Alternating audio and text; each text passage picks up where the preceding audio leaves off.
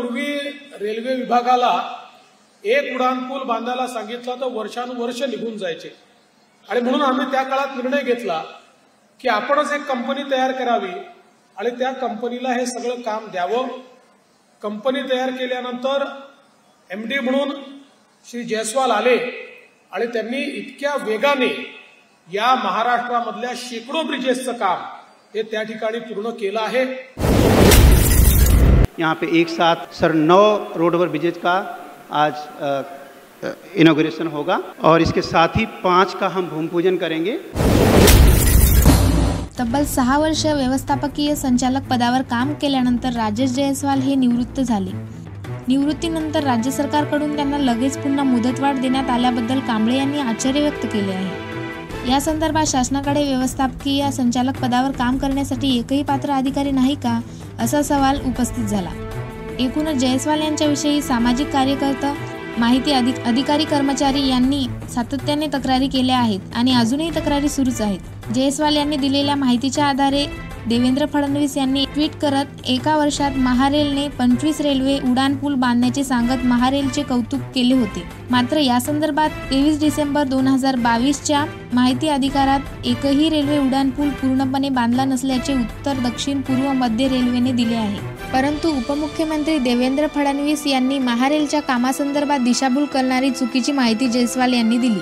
परभणी जिल्ह्यातील परभणी पिंगळी स्टेशन दरम्यान 27 ऑगस्ट 2019 रोजी सुरुवात करण्यात आली।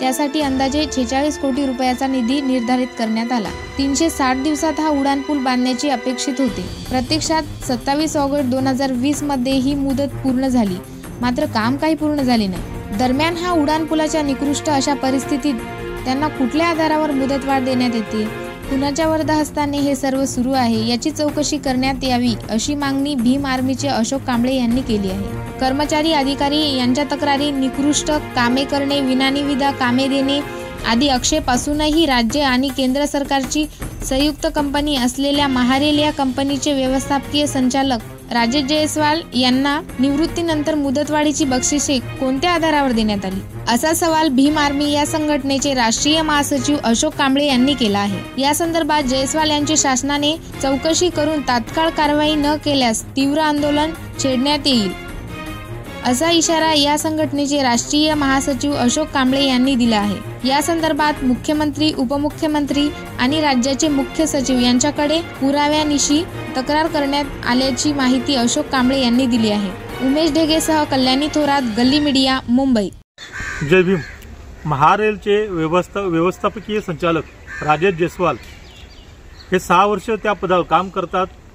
नंतर परत 6 वर्षानंतर त्यांना त्यांचा जो कार्यकाळ असतो तो वाढवण्यामध्ये येतो। परंतु ह्या राजेश जयस्वालने प्रचंड भ्रष्टाचार या 6 वर्षामध्ये केलेला आहे। जे महाराष्ट्रामध्ये 25 रेल्वे उड्डाणपूल बांधण्यासाठी त्यांनी कॉन्ट्रॅक्ट दिले होते, त्याच्यामध्ये प्रचंड भ्रष्टाचार केलेला आहे। देवेंद्र फडणवीस उपमुख्यमंत्री यांना सरकारला चुकीची माहिती दिली की या 25 उड्डाणपुलांचं कामही झालेलं आहे, परंतु एकाही उड्डाणपुलाचं काम झालेलं नाही असं माहितीच्या अधिकारामध्ये स्पष्ट झालेलं आहे। आणि जे अर्धवट बांधकाम झाले होतं ते निकृष्ट दर्जाचं आहे आणि ते बांधकाम पाडलेलं आहे। असं असताना जो जनतेचा पैसा आहे, जो पैसा यांनी पूर्ण वायफळ भ्रष्टाचाराच्या मार्फत खर्च केलेला आहे, हा प्रचंड मोठा भ्रष्टाचार आहे। ह्याच्यामध्ये सरकारचे अधिकारी, मंत्री सर्व सामील आहेत। ह्या जयस्वालच्या हाताखाली जी काही अधिकारी होते त्यांनीही सरकारला यांच्याबद्दल तक्रार दिलेल्या आहेत।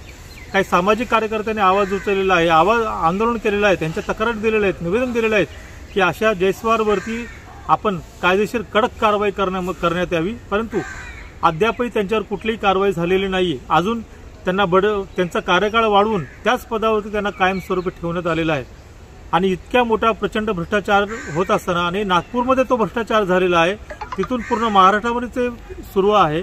असं असताना यांना कुणाचा शबाक्षी मिळालेली आहे, कुणाचा हात त्यांच्या डोक्यावरती आहे, असा सवाल भीम आर्मीच्या माध्यमातून आम्ही करत आहोत। आम्ही या सरकारला आणि विशेषतः देवेंद्र फडणवीस आणि एकनाथ शिंदे यांना विनंती करतो की या राजेश जयस्वाल यांना जे महारेलचे व्यवस्थापकीय संचालक म्हणून या पदावर आपण नियुक्ती केलेली आहे, यांना ताबडतोब त्या पदावरून हटवण्यात यावं आणि ह्यांच्यावरती कारवाई केली पाहिजे। हे कारण हे भ्रष्टाचारी अधिकारी आहेत, त्यांच्यामुळे पूर्ण भ्रष्टाचार या महाराष्ट्रामध्ये वाढत गेलेला आहे। अनेक भ्रष्टाचारी कंत्राटदारांना यांनी विना टेंडरचे 5 कोटी का 5.5 कोटीचे टेंडर दिलेलं आहे। असंही असताना अजून त्या पदावर ही व्यक्ती कशी काय आहे, त्याच्यामुळे तत्काळ त्यांना त्या पदावरून हटवा, त्यांच्यावर कडक कारवाई झाली पाहिजे ही आमची मागणी आहे। अन्यथा त्यांच्या विरोधामध्ये आणि देवेंद्र फडणवीस साहेब तुमच्या विरोधामध्ये मंत्रालयाच्या बाहेरही आम्ही आंदोलन करू। जय भीम, जय भारत।